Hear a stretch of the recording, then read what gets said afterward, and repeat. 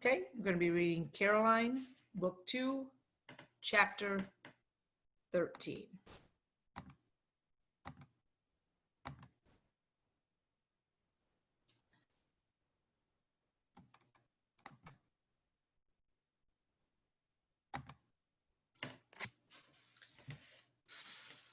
Chapter 13. A big mistake.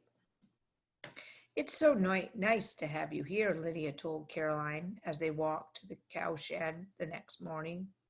I've been lonely since we left Sackett's Harbor. She stopped suddenly and stared toward the shed. Caroline felt a flicker of alarm. What's wrong? Lydia pointed to the shed door, which hung slightly open. I'm sure I latched that last night. The cows! Caroline cried. She flung the door open and ran inside, with Lydia right on her heels. She felt limp with relief when she saw Garnet and Minerva. Lydia sagged against the wall. Oh, thank heavens. Maybe I only thought I'd latched the door. Or maybe, Caroline thought, the thief has his eye on Garnet and Minerva. Perhaps he intended to steal the cows, but something had scared him away first. I'll tell Papa later, Lydia said. For now, let's see how our girls are doing. Caroline and Lydia leaned on the stall railing, watching Garnet nurse hungrily from her mother. Minerva seemed impatient. Every few minutes, she would walk restlessly away from Garnet. See that? Lydia asked. Minerva wants Garnet to start eating on her own. What will Garnet eat now? Caroline asked. This morning we'll start teaching her to drink milk from a bucket, Lydia said. We'll gradually change that to water. She'll learn to eat hay and grass and vegetables too. She fastened a rope halter around Minerva's head. I'm going to take Minerva outside so Garnet can't nurse. You stand by the door and close it before Garnet can follow us. Caroline hesitated. What if Minerva pokes you with her horns? Minerva is as gentle as a lamb, Lydia assured her. Little Garnet is the one you have to watch out for. Lydia led Minerva out to a small pen behind the shed. When Caroline shut the door, Garnet bawled in protest. Caroline gently patted Garnet. She liked how the calf's thick hair felt both soft and bristly. Poor thing, Caroline told her. I know just how you feel. I miss my mother too. Garnet turned her head. She seemed to be listening carefully. And silly Lydia told me I had to watch out for you, Caroline scoffed. By the time Lydia returned with a bucket of milk, Caroline and Garnet were getting along just fine. Time for Garnet's first lesson, Lydia said. May I try? Caroline asked eagerly. Lydia handed her the bucket. Dip your fingers in the milk, she instructed. Caroline put her fingers into the warm milk. Now what?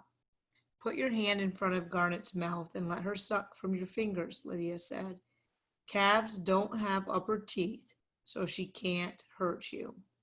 Want some milk? Caroline asked, stretching her hand toward Garnet. She held her breath. The calf sniffed once before taking Caroline's fingers into her mouth. Garnet's tongue felt rough, and she sucked with so much force that for a moment Caroline wasn't sure she'd be able to get her fingers back. Once the milk was gone, however, she was able to pull her hand away. Garnet sucked milk from Caroline's fingers several times. Each time, Caroline held her hand closer and closer to the bucket. Now, Lydia said finally, keep your fingers right at the surface of the milk. Caroline dipped her fingers back into the milk. Garnet looked at her hand and snorted. Come now, Garnet, Caroline coaxed. You can do it. Instead of putting her nose into the milk, Garnet butted her head against the bucket, hard. Thrown off balance, Caroline stumbled and couldn't stay on her feet. She landed on her backside. A spray of milk landed on her. Lydia sputtered with laughter. I told you she was strong. Once Caroline was over her surprise, she laughed too. She rose to her feet and dusted herself off. Bits of straw clung to the back of her skirt, and milk and cow drool streaked the front. I thought Garnet was ready to drink from the bucket. Why did she hit it? She wasn't being mean, Lydia said. She butts her head against Minerva when she wants milk. It's her way of saying she's hungry. The calf gazed up at Caroline with her big, dark eyes as if to say, I'm sorry you fell down. You're a rascal, Caroline scolded her lightly. Next time you want something, please be more polite. Once the girls had finished tending the cows and cleaning the stall, they tackled the huge vegetable garden. It was surrounded by a board fence so that rabbits and deer couldn't munch the produce. When Lydia opened the gate, it gave a loud screech. Gracious! Caroline clapped her hands over her ears. She hurried inside and waited until Lydia closed the gate behind them, with another screech, before lowering her hands again. Papa was planning to fix that, Lydia said, but now that a thief is about, Papa's glad the gate screeches. He says we'll hear anyone trying to sneak into our garden. I should say so, Caroline agreed. Lydia looked at the garden and shook her head. Mom and I planted lots of seeds, but look how many weeds have grown in. I can't even tell what vegetables have sprouted. Well, Caroline said briskly, let's get started. Caroline had often helped grandmother in the garden, so she knew what to do. In the nearest row, small, lacy carrot plants had poked through the soil in a tidy line, but tall weeds were choking them. Caroline knelt and began pulling the weeds carefully, making sure that she didn't damage any of the carrots.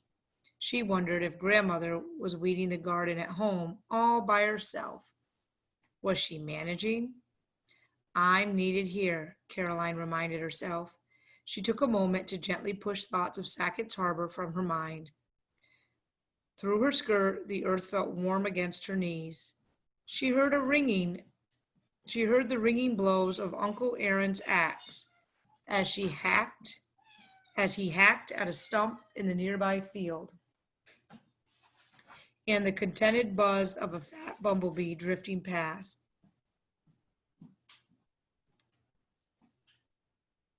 And Lydia's voice when she began to sing a hymn nearby. Soon the wave of homesickness passed, and Caroline finished weeding her row. This looks much better, she said, sitting back on her heels and admiring the carrot plants. Lydia, do you think we should stop for now? The sun was high overhead. Lydia wiped sweat from her cheek, leaving a smudge of dirt behind. Papa will want his midday meal soon, she agreed. She pointed to the far corner of the garden. There's some asparagus back there that might be ready to eat. Would you look and see?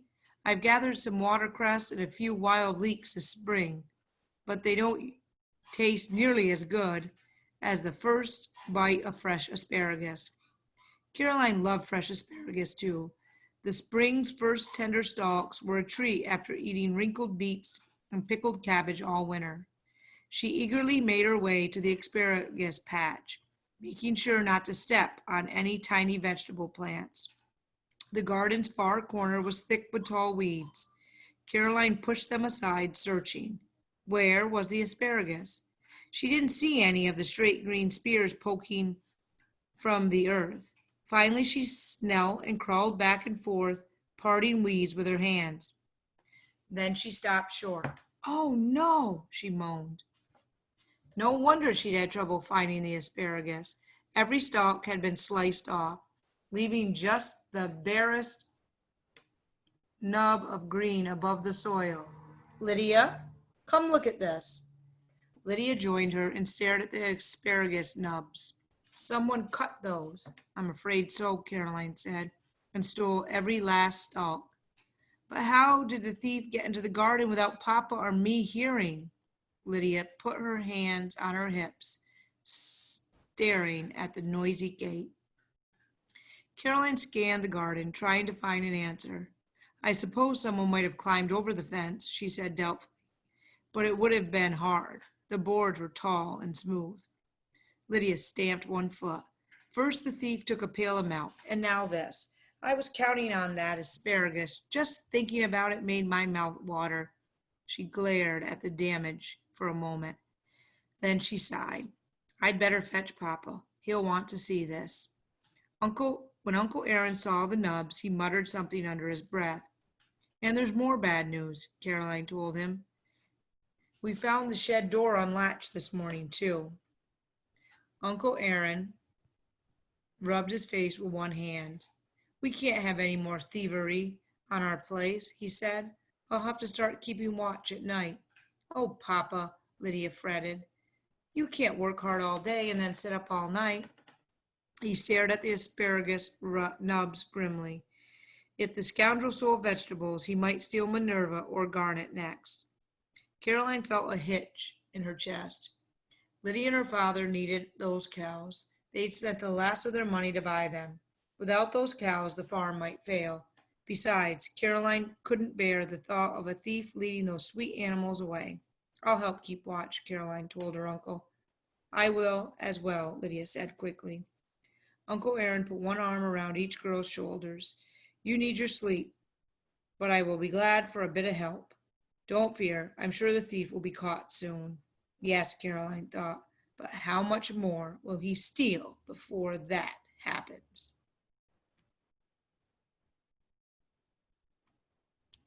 That evening, Caroline visited Garnet and Minerva in the pen behind the shed. There now, Caroline said soothingly as she approached the calf. Uncle Aaron said you need to practice being led. Garnet jumped sideways when Caroline reached for her rope halter. Caroline was glad that the cows were in a small pen, so Garnet didn't have much room to scamper away. Caroline tried again, moving her hand more slowly. This time she grasped the rope. Good girl, she said. Garnet clearly wasn't sure that she wanted to be led, but Caroline managed to tug the little calf in a circle around the pen. You know, Garnet, this would be easier in a bigger space, Caroline said. A single wooden rail served as a gate between the pen and the fenced pasture. Caroline considered the pasture, which was green and thick with grasses and other plants. We'd have a lot more room out there. She slid the rail out of the way and led Garnet through the opening. Minerva followed right behind. Once they were in the pasture, Caroline found it much easier to work with Garnet. Minerva contentedly munched tender green shoots, and Garnet followed Caroline around the pasture with only a few dancing hops of protest. As they walked, Caroline told Garnet about her own family. Then she described Sackett's Harbor. The lake is bigger and grander than you can imagine, she said. I love sailing on the lake more than anything else. Garnet tossed her head. Is that enough for now? Caroline asked. You've done very well. Let's lead your mama back to into the shed, shall we? Caroline led Garnet back to the pen and onto the shed. Come along, Minerva, Caroline called. Minerva, happily gobbling grass, ignored her. This won't do, Caroline thought. She never tried to lead Minerva, but Lydia had said the cow was gentle. I hope that's true, Caroline murmured, eyeing those long, curved horns. Moving very slowly, she approached Minerva and grasped the cow's halter. It took all of Caroline's strength to pull Minerva's head away from her meal. After that, though, the cow seemed willing to be led into the shed. Caroline was proud of her accomplishment. She'd led both Garnet and Minerva by herself. Sleep tight, she told the cows as she left them. I'll help keep watch tonight so that you stay safe. No one was going to steal the Livingston cows if she could help it. Caroline and Lydia each took a turn sitting up by the front door that night, watching and listening for the thief. There was no sign of trouble, thankfully, but it was a long night. As Caroline made oatmeal mush for breakfast the next morning, she couldn't stop yawning. Uncle Aaron had done most of the guard duty, though, and Caroline knew that he must be even more weary. I almost fell asleep while I was milking Minerva, Lydia confessed, when she returned from the cowshed with pail in hand. I put most of the milk in the spring house to cool, but here are some for our breakfast. And I have a surprise. She proudly pulled 3 radishes from her pocket, fresh from our garden. At least the thief didn't get these. Uncle Aaron smiled. Our very first harvest. He made a show of taking one of the radishes and crunching it between his teeth, closing his eyes while he ate. I believe, he said, that this is the finest radish ever grown. Caroline dished up the cornmeal mush. Are you going to the Sinclairs today? She asked her uncle. He nodded. His hay is ready to cut. I'm always happy to help a neighbor. Mr. Sinclair promised to give me some of the hay in return, too. Minerva will like that, Caroline thought. She took her place at the table and sleepily poured Uncle Aaron a cup of milk. When he tasted it, he sputtered and choked and spit the milk back into the cup. Oh, he gasped, wiping his mouth with his hand. That tastes awful. Lydia grabbed the milk pitcher and sniffed. Doesn't smell good either. Minerva must have eaten something she shouldn't have. Uncle Aaron looked confused. But how could that be? We've been so careful to keep her in the pen. Caroline's cheeks grew hot. Oh no, she thought. I can't imagine, Lydia was saying. I can, Caroline said in a small voice. Yesterday evening, when you were both busy, I took the cows into the pasture behind their little pen. Lydia looked dismayed. The pasture is full of wild leeks. Minerva must have eaten some. That's what spoiled her milk. I'm very sorry. Caroline looked at her from her cousin to her uncle. I just wanted more room to practice leading Garnet. I didn't know about the leeks. Lydia sighed. I haven't had time to dig them up yet. I should have told you. Caroline pleated her skirt between her fingers. How long will Minerva's milk be spoiled? It will taste like onions for several days, probably, Lydia said. Caroline had often gathered wild leeks in the spring so her grandmother could cook them. Caroline liked their oniony taste in soups and stews, but in milk, no. Then a new thought filled her with panic. What about Garnet? Will he stop nursing? Lydia shook her head. When she's hungry enough, she'll eat.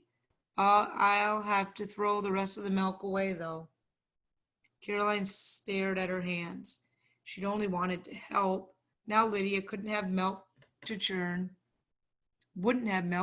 into butter that she could have sold or traded for something she needed. Don't worry, we'll get by, Lydia said. Then she snickered. And oh, Papa, I wish you could have seen the look on your face when you tasted that milk. Now, Lydia, don't be unkind to your father, Uncle Aaron said, chuckling. Caroline was grateful for their laughter, but she wasn't able to join in. No more mistakes, she told herself. On the Livingston farm, every bit of food was too valuable to waste. And that is the end of that.